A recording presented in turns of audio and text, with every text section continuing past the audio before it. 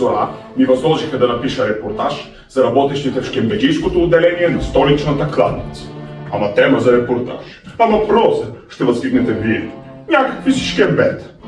Чакайте, не бързайте. Животът е много по-интересен, отколкото си го мисли. Да, помещението е почти под земята, на пода кръв и нечистотия. По средата голям куп, току-що изваден от шкембетата гюбе. Тук работят 10 души, препасани с престилки и обути в гумени бутуши. Иначе не би могло и да се работи. Насякъде се разлива вода, насякъде е влажно и нечисто. Но хората работят и не ми обръщат никакво внимание.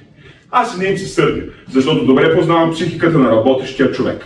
Много се ядосва, когато просто седиш насреща му, а той се пърхти. Особено когато си един такъв чистичък, умитичък, с връзка, с мека шапка, направо го дразниш. Затова започвам внимателно. Слушай, Валеш, вие колко души работите тук? Различно, 9, 10. А какво всъщност правите? Нали виждаш? Порим, чистим, мием. Момъка издърпва един мъркуч и казва строго: пази се, че се те изцапам, бе, човеко, с бележничето. Деда съм се цапал повече от вас. Че къде човек може да се изцапа повече от нас, бе? Огнят съм бил. На локомотив. И нашето е мръсно, но вашето никъде го нема. Значи сте от нашата черга. От същата. Само, че при вас е студено. Студено. Ти през лятото да ни видиш студено. Но на мен не ми е студено. Не, на мен въобще не ми е студено. Добре, аз така и не разбрах какво всъщност правите тук. Значи, докарват ни тук шкембет. Ние ги разпорваме, изкорваме и ги измиваме със студена вода. После чистички, умитички, като ни гълбчета, ги нареждаме там. И колко ми плащат за това? Колкото си изкараме. Сте ли на надница? Над парче сме. На шкембе. Добре, ти примерно колко вадиш на ден? Различно. 80, 100, 120 левчета, понякога повече. Ами от там, дето стърже, и той толкова. Ами от там на казана, и той толкова. Оля дето стърже, оля там на казана. Вие еднакво ли изкарвате на ден печалом? Нали ми казваш, че на парче работите? Коста! Яла тук да обясниш на човека с бележничето! При мен идва друг мъж. Избърси си ръката в дочения панталон и ми я подаде. Какво не можете да се разберете? Не, че не можем, ама ми е чудно. Как всички еднакво шкембета порите за един работен ден и еднакво пари получавате? Как е? Не може еднакво. Кой ви го каза това? Уни момче е там. Той ми каза, че еднакво пари получавате. Разбрах. Вярно е, че на парче работим, но еднакво пари получаваме, защото сме съдружни. Ние сме нещо като кооперация. Парите ще ги делим по-равно. Това е цялата работа. Инак може ли се падне едно такова шкембе, дет се пори мъчно. А друг път само го порнеш лекичко и готово. Така е по-добре. И другарството не страда. Не се гледаме на криво. Една мобилизираха 2-3 от нашите. Ние и тях поддържаме. Получават си хората колкото всеки един от нас. Аз бях 2 месеца войник и се връщам аз от фронта и те ми броят значи 5000 левчета. Вземам аз парите и си купих какво? Какво мислите, че си купих? Радио си купих. И вече все на него кисна. Превъртам от единия край на скалата до другия, от единия до другия. Слушам за световните работи. А някой приказва от този ами нищо не го разбирам. Обаче виждам и него, и къщите, и хората, и морето. И всичко останало. Другите не мърморят ли? Къде ще мърморят? На всеки може да се случи вода, цимент, не е за разправяне. Значи, през лятото да не видиш. Взимаме си общо сухоещи, саламец там, биричка и излизаме на тревата. Без жените, да не ни мрънкат и да не ни броят чашите. Така ни е по-добре, когато сме заедно, мъжка компания. Тръгвам си. Ние и през Ардишката черварница. И те са от нашата кооперация. Инак няма измъкване от тук, брато. Чурбаджията си е чурбаджия. Парите му ей така парите му. През Ардишката черварница не минах. Нямах време, искаха ми репортажа веднага. Навръщане, едър селянин бе потирил няколко избегали агнета. Решили, моля ви се, преди смъртта си да протестират. Кому ли се умира? Опа, връзката ми е развързана, сега ще изчакате малко да се завържа. Господа, точно така. Вървях аз към редакцията и си мислех. Животът наистина е много по-интересен, отколкото си го мислим. Предлагам очаквани решения за измъкване от сиромашията. Гледайте какво измислили хората, Шкембе кооперация. Шкембе кооперация. Шкембе кооперация. Това е чудесно, брато. Нали? За едното кацарство съм се трепал 6 години.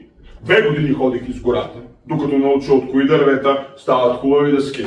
1 година съм се учил само да цепя, 1 година само да дявам, 2 години да рендосвам и сглобявам и тогава, за да те признаят за майстор, даваха ти да направиш каца с вързани очи. 12 майстор кацари около теб, а ти в средата. Работиш каца с вързани очи. Като я направиш, пълня тя с вода. Капне ли капка, оставаш си чирак. Не капне ли, опасвам ти майсторския пояс и си готов майстор. Този изпит беше тежък, ама какъвто изпит седне ми се случи, никога няма да го забравя. 6 месеца имаше, откакто майсторския пояс бех завързал. А работата не вървеше. За 6 месеца бех направил 5 ведра и това си беше лъж вериша. Един ден при мен идва Карасоло Бялковски от Хамбардере и ми вика: да ми направиш каца, дето да събира 3 стоки извара, само че да можеш да я огребеш дъното, като се наведеш с пръсти. На Костадин ден я искам вкъщи. Можеш ли? Мога? Що да не мога? Качи се на коня, отиде си и забъри неотвореното дума. Чак тогава ми дойде на ума. Добре, бе, каква ще е тази каца, бе? 3 стоки извара да събира, като се наведеш, да я огребеш дъното с ръка. Ако си майстор, вика баща ми, ще я направиш. Ако не я направиш, ще ти излезе лошо име, а името на майстора е главното. Какво почвам да правя тази каца? Труд не жали.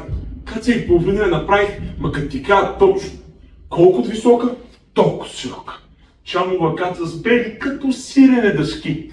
Натоварих я амулето и право в Хамбардере. Като видя кацата Суля, зарадвай се. Ама като ги напипа тия лесковите обръчи, веднага му се уби кефа и се намръщи. Майсторе, кацата хубава, ама обръчите им не струват. Може ли на такава голяма каца, дето ще събира 3 столки извар, да се крепи на лескови обръчи? Свършило ли е желязото на този свет, бе? Аз искам моите да са железни и на хората какво ще си кажат? Не го Карасоло няма пари да си направи кацата с железни обръчи, да е направил с лескови. Почвам аз да обяснявам на Суля, че ако обръчите, ако са от притък сечени, ако са в мазга цепени и в дъждовна вода киснати, те значи са жилави и яки и дори по-яки от железните. Макарате Суля, не, искам неговата да бъде с желез. И така, докато се разправяме ние с Суля, в двора се насъбра цялата махала. Тогава Суля попита ходжата какво ще каже. Като не гледаш по-маци, вика ми ходжата, да не мислиш, че сме яхмаци. Изтърколя тази каца надолу в двора, ако обръчите им останат здрави, аз браната си ще обръста. Ей, хванаха ме дяволите! Ходжа, аз ще търкуля тази каца, ама двора ми се вижда малък. Ще пусна да се търкаля от тук надолу към дерето. Ако обръчите й се пукнат, хала да ви е чунгуша. Ако ли останат здрави, хубаво да знаеш, ще те бръсна. Добре, сниме, вика ви ходжата. От тук надолу камък, ако се притърколи става на парчета, камо ли каца? От тази каца няма остане, вика и треска. Плиснах ведро вода, това може хубаво да се намокрят обръчите на кацата и я претъркулих до ръба на пропаста.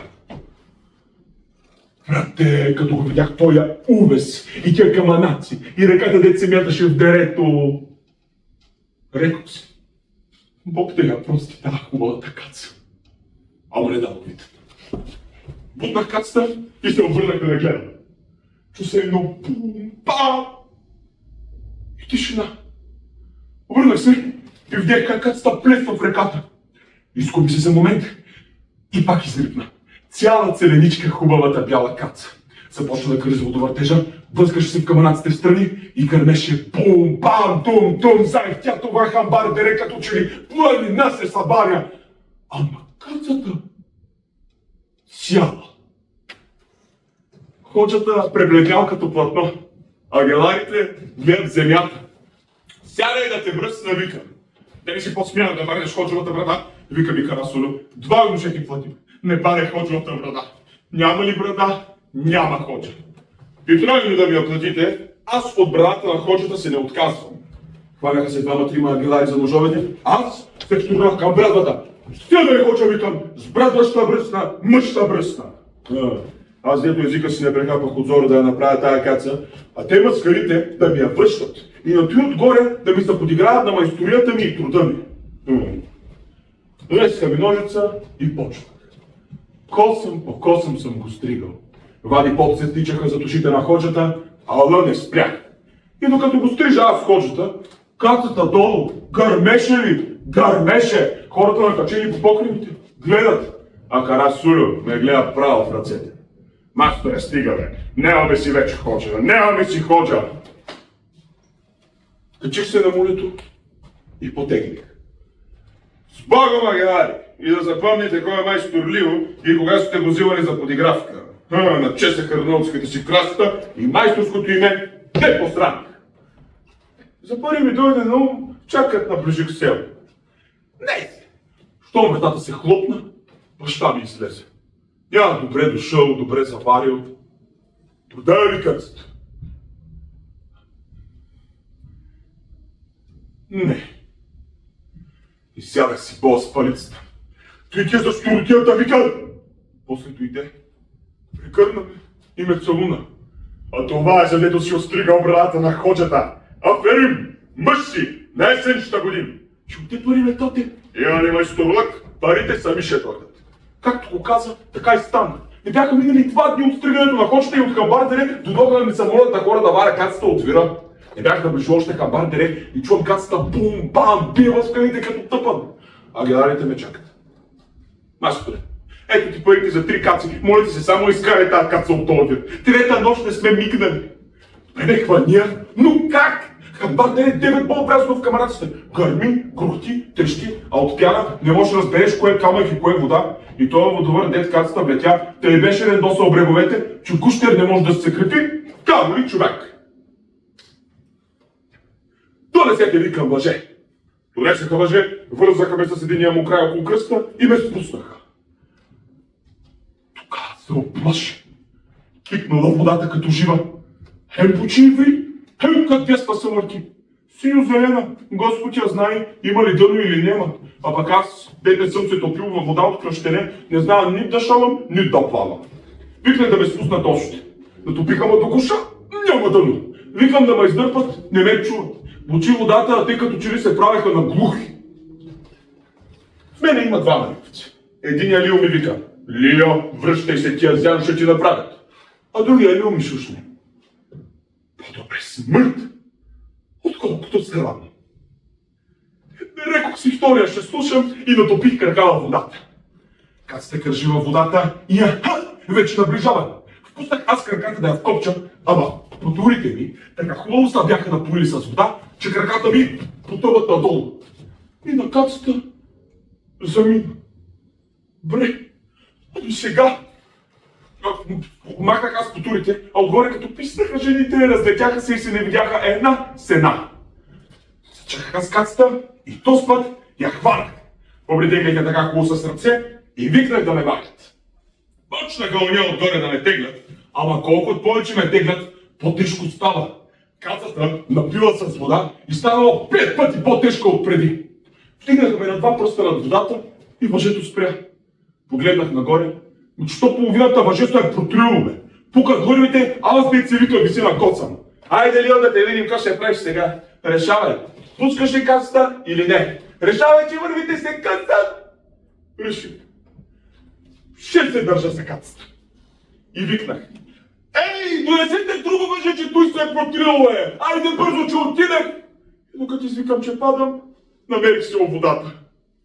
Той дед ми се случи на мене в този водовърт, не го пожелавам нито на приятел, нито на враг. Кацата мазна, едва ме държа, на той отгоре разиграва я водата се мята като бесна.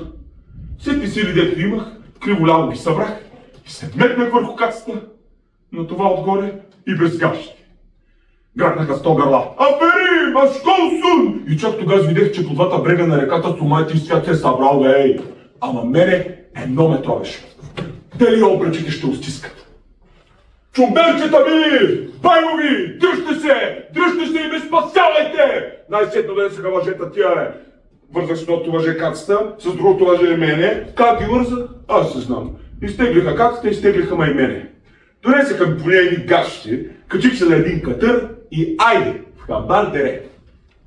Един ми води мулето за оглавника като на хаджия, а зад мене текнала върволица от млади и стари краи не може да се види, ей, влачи кацата.